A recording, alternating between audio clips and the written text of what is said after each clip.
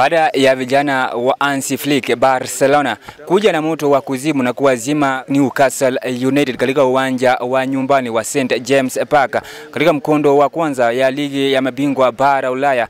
Leo hii mechi takriban 9 zimeratibiwa kuchezwa, lakini kikubwa zaidi mechi kati ya Manchester City itakuwa inacheza na Monaco, Arsenal itakuwa mwenyeji wa Olympiacos, kisha Barcelona itakuwa inacheza na PSG yani Paris Saint-Germain. Na leo hii nani atakuwa anaibuka mshindi? Nani atabebesha mwingine mabao? Barcelona na PSG hapo naona ni game ngumu nayo, lakini itatatiza wengi, lakini nasema Barcelona kama kawaida. Na Arsenal dhidi ya Olympiacos, Arsenal nao wamejaribu sana kufanya usajili naona, lakini kwa Arsenal mimi naangara tu na Arsenal kama kawaida. Naona timu ni moja na ingine ni Manchester City, Monaco.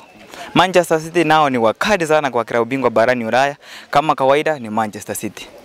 Mimi kwa upande wangu nasema hivi, Barcelona PSG ni mechi ngumu kwenye wiki, that is week 2 of the new phase ya Champions League. Ni mechi ngumu. Hivyo na unapata kikosi cha PSG wako na majeraha, Dembele atakuepo, Vitinha pia maybe late Konzan watamchunguza before mechi.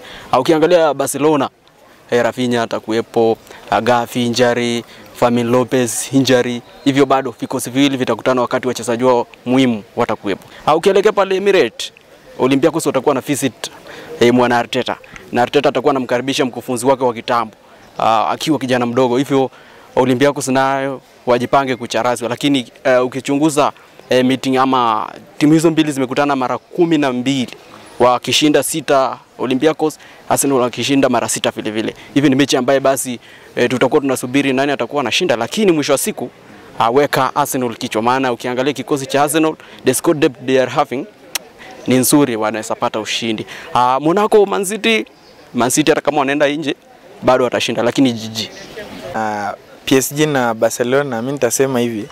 Kwanza Lamine Yamal akona hasira juu ya Ballon d'Or. Dembele alimnyang'anyanga Ballon d'Or na Dembele akona injury hata kwa hiyo game. So mimi kitu naona Hansi Flick atakuwa na wakati mgumu sana kumsimamisha Luis Enrique, kwa sababu ukiangalia Pedri huku pia wako sawa, lakini ukikuja huku kwa PSG, Nuno Mendes alimshinda nani Lamine toka kitambo sana. Rafinha yuko, unaona. Sasa itabidi Rashford acheze huko, Lewandowski. Sasa hapo mimi kitu naona PSG watapiga Barcelona vibaya sana. Yeah. Then hapo kwa Arsenal na Olympiacos, kusema kweli mimi nachukia Arsenal, lakini Arsenal hawachukiki.